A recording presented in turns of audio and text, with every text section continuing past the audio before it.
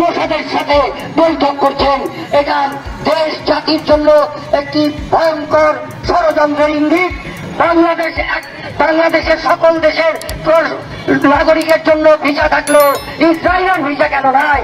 আপনাদের বুঝতে হবে, ইসরায়েল একটি সন্ত্রাসী দেশ বিধায় তাকে বাংলাদেশ স্বীকৃতি দিতে চায় নাই, এখনো দেয় নাই, আগামীতেও দেবে না। সেই মোসাদের লোকের সাথে যখন বৈঠক হয়, এর আগে আমরা দেখেছি বিএনপির এক নেতা সালাম, সে যে মোসাদের সাথে দিল্লিতে বৈঠক করেছিল, আজকে আবার দেখছি যে এই নুরা যে বৈঠক করছে মোসাদের সাথে। এই সব বিষয়ে আমাদের যে কর্মসূচি, আমাদের সাধারণ সম্পাদক সভাপতি যে বললেন যে তাতে ইন্টারভিউর মাধ্যমে ধরে এনে দেশের শাস্তির ব্যবস্থা করতে হবে, এবং এটা করতে হবে অতি দ্রুত। এই সরকারকে সেই জায়গাটি স্পষ্ট করার জন্য আজকের এই মানববন্ধন আমি মনে করি সরকার অনতি বিলম্বেই জোরালো অবস্থান নেবে, নয়তো এরা ষড়যন্ত্র করছে। আর একটি কথা, ইসলামিক দলগুলো যারা আছেন তারা এত ইসলামের জন্য কথা বলছেন, অথচ যখন মোসাদের সাথে বৈঠক করে তখন তারা কথা বলেন না। কেন বলেন না? এখানে বলেন না এই কারণে তাদের অর্থনৈতিক সুবিধা আছে, হয়তো আরো অনেক সুবিধা থাকতে পারে যেটা আমরা জানি না। আজকে উইঘুরদের নিয়ে কথা বলে না ইসলামিক দলগুলো, শুধু বাংলাদেশ মুক্তিযুদ্ধ মঞ্চই একমাত্র সত্যিকার অর্থে মানবিক একটি প্রতিষ্ঠান হিসাবে নিজেকে বিকাশ লাভ করছে। শত ষড়যন্ত্রের মধ্যেও রাস্তায় থেকে তারা প্রতিবাদ জানিয়ে যাচ্ছে। আমি তাদের সাথে একমত হয়ে আজকে মনে করি শাস্তি অবিলম্বে কার্যকর করা হোক, এই বলেই আমরা বক্তব্য শেষ করছি। জয় বাংলা, জয় বঙ্গবন্ধু।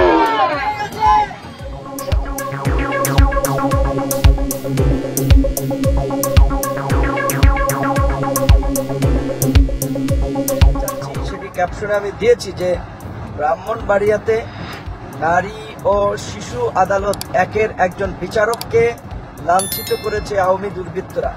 আওয়ামী দুর্বৃত্ত বলছে এই কারণে, যদিও তারা আইনজীবী বারের নেতা, কিন্তু যারা একজন বিচারপতিকে, একজন জাজকে এইভাবে লাঞ্ছিত করতে পারে, অকথ্য ভাষায় গালিগালাজ করতে পারে, তাদেরকে কোনো সুস্থ মস্তিষ্কের রাজনীতিবিদ কিংবা আওয়ামী লীগের নেতা বলা যায় না। যারা অবশ্যই দেশের মানুষের জন্য কাজ করে সত্য সুন্দরের পক্ষে থাকে, সে আওয়ামী লীগ করুক, জামাত করুক, যে কোনো দল করুক না কেন, আমরা তাকে রাজনৈতিক নেতা বলবো। সেই জায়গা থেকে আমি বলতে পারি যে যারা এই বিচারককে লাঞ্ছিত করেছে তারা নেতা কর্মী হতে পারে না, তারা দুর্বৃত্ত। এবং যেহেতু তারা আওয়ামী লীগের পৃষ্ঠপোষকতায় থেকে এই দুর্বৃত্তপনা করছে, আইনমন্ত্রীর সাঙ্গপাঙ্গ আমরা যতদূর শুনেছি, তো এই জন্য আমি বলেছি যে ব্রাহ্মণবাড়িয়াতে এই মানে খুলনার পরে ব্রাহ্মণবাড়িয়াতে আওয়ামী দুর্বৃত্তদের দ্বারা লাঞ্ছিত হয়েছে বিচারক। আপনারা জানেন এর আগে খুলনাতেও একজন জেলা ও দায়রা জজকে ল্যান্ড সার্ভে, যিনি আপনার বিচারক মামলাগুলো পরিচালনা করে থাকেন, সেই ম্যাজিস্ট্রেটকে আপনার খুলনার বারের আওয়ামী লীগের নেতারা তাকেও লাঞ্ছিত করেছিল। কোর্ট তখন তাকে ভর্ৎসনা করেছিল। যাই হোক, এই পেজ থেকে সচরাচর লাইভ করা হয় না।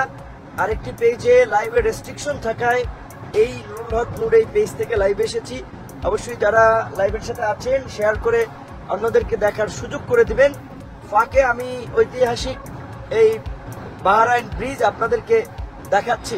যদিও গতকালকে একটা আপনারা দেখেছেন অনাকাঙ্ক্ষিত ঘটনা ঘটানোর চেষ্টা করেছিল আওয়ামী দুর্বৃত্তরা। এই দাম্মামে আমরা যখন প্রোগ্রাম শেষ করে নিচে নামতেছিলাম, সেখান থেকে একজন দুর্বৃত্ত এসে দৌড়ে হামলা করার চেষ্টা করেছে। উপস্থিত প্রবাসী ভাই বোনেরা তাদেরকে প্রতিহত করেছে, বেশ কয়েকজনকে হসপিটালে পাঠিয়েছে। খুবই ভালো কাজ করেছে যে দেশের মধ্যে সন্ত্রাসী কার্যক্রম করে এদের কলিজা এত বড় হয়ে গেছে, প্রবাসীও এরা সন্ত্রাসী কার্যক্রম করার জন্য চেষ্টা চালিয়ে যাচ্ছে। সৌদি সহ মধ্যপ্রাচ্যের দেশগুলোতে আইন যে কত কঠিন সেটা তারা জানে। স্বাভাবিকভাবে পুলিশে অভিযোগ করলে তাদের অনেককে গাঠটি বস্তা গোল করে দেশে পাঠিয়ে দিত। তো আমরা চাইনি যে এদের পরিবারগুলো ক্ষতিগ্রস্ত হোক, কারণ এদেরকে কেউ 500 রিয়েল কিংবা 1000 রিয়েল পয়সা দিয়ে পাঠিয়েছে, এদেরকে বিপদে পরিচালিত করেছে। কিছু কিছু আছে মাদকাসক্ত, হয়তো এদেরকে দিয়ে কিছু অপকর্ম করানোর চেষ্টা করে কিছু লোকজন বাংলাদেশের সুবিধা নেওয়ার জন্য, প্রমাণ করার জন্য যে না বিপি নূরকে ওখানে একটা ধাওয়া দিয়েছে। যেমনি ভাবে আপনারা দেখেছেন আলহামদুলিল্লাহ কাতার, দুবাই, সৌদি যেখানেই গিয়েছি দল মত নির্বিশেষে আমরা শত শত হাজার হাজার লক্ষ লক্ষ প্রবাসী নেতৃবৃন্দর সান্নিধ্য পেয়েছি। তাদের সমর্থন পেয়েছি। তো ইতিমধ্যেই এটা দেখে এই ফাঁসিবাদী স্বৈরাচারী সরকারের গদিতে আরো কাঁপন ধরেছে যে দেশের মধ্যে অল্প সময়ের মধ্যে একদল তরুণ ছাত্র আন্দোলন থেকে একটা গণ আন্দোলন, একটা রাজনৈতিক প্ল্যাটফর্ম করে তুলেছে।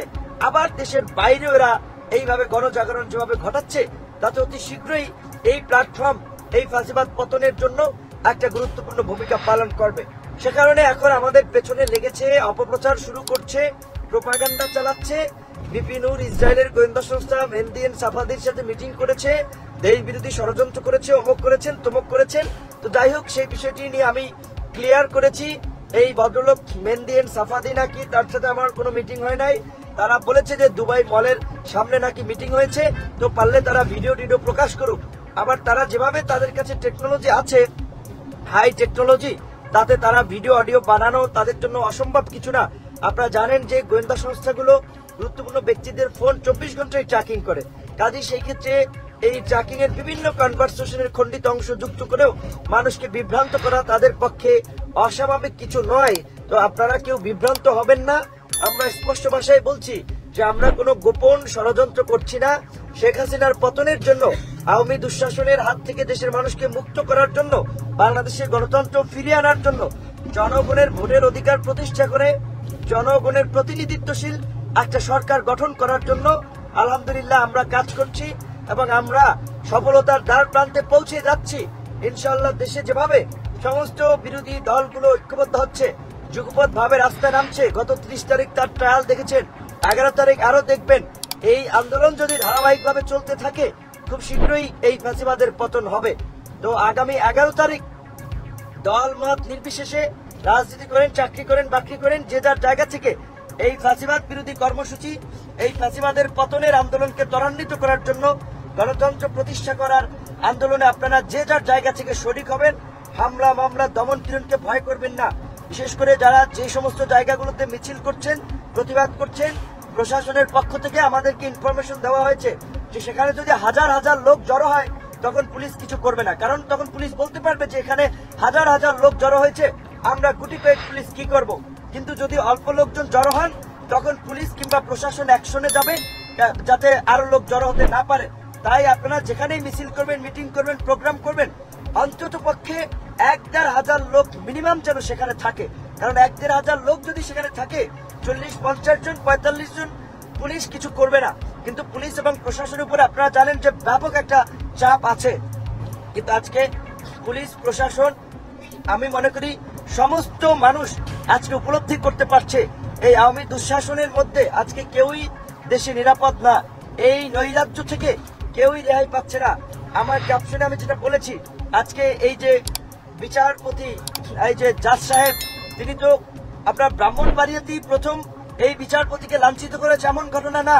এর আগে খুলনায় লাঞ্ছিত করা হয়েছে, এর আগে আরো নিম্ন আদালতের বিচারপতি মোতাহার সাহেব তারেক রহমানের মামলার রায় সঠিক রায় দেওয়ার কারণে গণভবন থেকে যে রায় লিখে তার কাছে পাঠানো হয়েছে, এজেন্সির লোকজন সেই রায় তিনি প্রকাশ না করার কারণে তাকে আপনার দেশ থেকে বিতাড়িত করেছে। বাংলাদেশের একমাত্র প্রধান বিচারপতি সংখ্যালঘু সম্প্রদায়ের মধ্যে থেকে প্রধানমন্ত্রী বানিয়েছেন, সরকার বানিয়েছেন এবং সেটা পুরো ওয়েস্টে সেল করেছেন। পশ্চিমা দেশগুলোকে বুঝিয়েছেন যে আমরা এতটা সেকুলার, আমরা একটা সংখ্যালঘু সম্প্রদায়ের মধ্যে থেকে এরকম একজন লোককে আমরা চিফ জাস্টিস করেছি। কিন্তু আপনারা দেখেছেন সেই চিফ জাস্টিস মহোদয়, তার সাথে কি জঘন্য আচরণ করা হয়েছে, কিভাবে তাকে থাপড়াইয়া লাইথেয়া দেশের বাইরে পাঠিয়েছে। যদিও কথাগুলো শুনতে খারাপ হচ্ছে আঞ্চলিক ভাষায়, থাপড়াইয়া লাইথেয়া, কিন্তু কাজ তো এটাই করেছে। কারণ আজকে আমরা বলেছি বাংলাদেশ থেকে নিয়ন্ত্রণ করে কিছু গোয়েন্দা সংস্থার লোক, শেখ হাসিনা কিংবা আওয়ামী লীগ নয়, গোয়েন্দা সংস্থার লোকগুলো নিয়ন্ত্রণ করে বিরোধী দলের ব্যবসায়ীদেরকে বেছে বেছে, যাদের টাকা পয়সা আছে তাদেরকে প্রায় তুলে নিয়ে যাওয়া হয়, হুমকি দামকি দেওয়া হয়, তারা ব্যবসা বাণিজ্য। নিত্য নতুন আপডেট নিউজ পেতে আমাদের সাথেই থাকুন। সাবস্ক্রাইব করুন আমাদের ইউটিউব চ্যানেল।